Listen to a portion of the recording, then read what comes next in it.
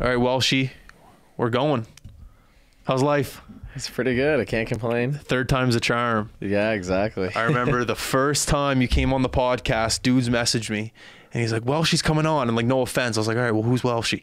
And he's like, no, it's like he's the best goalie in Charlottetown. I'm like, all right, unreal. Like, let's get him on. You came over, you brought the jersey. And now I think about now, 3 years later, we're here in the studio.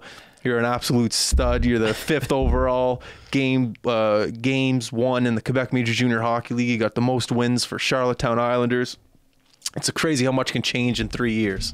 Yeah. If you think about it. No, I know. It feels like it was yesterday, but no, I think we've both come a long way. It's High Buttons made its way up in the world as well, so I'm happy to be back. That's because of you. That's because your name's attached to our brand. I don't know about that. Of course it is.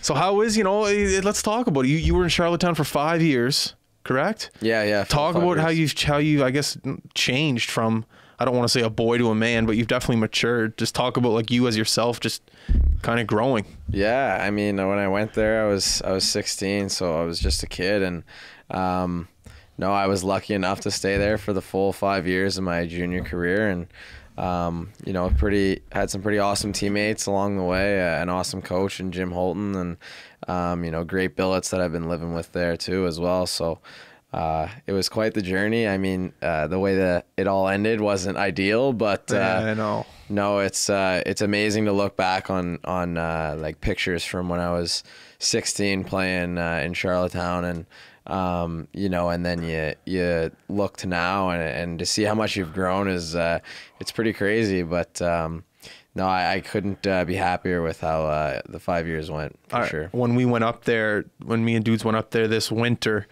and we walked into the rink and we met Aiden, and then we saw you and Gooby. We felt so at home just knowing that you were on the team. I was like, all right, Welshie's here. Welshie knows us. We're good to go. Like, don't get me wrong. Like, we were up in Moncton and working with other teams, but like us walking into Charlottetown and knowing you were on the team, it's like, all right, we can work at ease here. And then we met Spider for the first time, a great guy, just an all around great organization. When I hear that you've been there for 5 years and you've done so many things there inside the organization and outside the organization, I'm like, yeah, that makes sense. Just a great place to play hockey.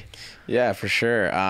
Charlottetown's kind of unique in that way where we're a small organization and we can really, kind of connect with the public on a different level than other bigger organizations like Halifax or Moncton, right?